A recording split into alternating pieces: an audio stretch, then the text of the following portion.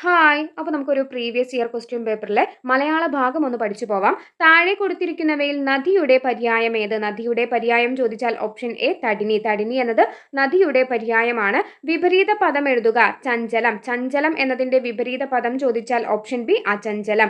അചഞ്ചലം എന്നതാണ് ചഞ്ചലം എന്നതിന്റെ വിപരീത പദം. പിരിച്ചെഴുതുക. ഉണ്മ എന്ന് പിരിച്ചെഴുതിയാൽ ഓപ്ഷൻ എ ഉൾ പ്ലസ് മ എന്നതാണ്. ശരിയായ പദം ഏത്? ഓപ്ഷൻ സി നിശ്ചയം എന്നതാണ്.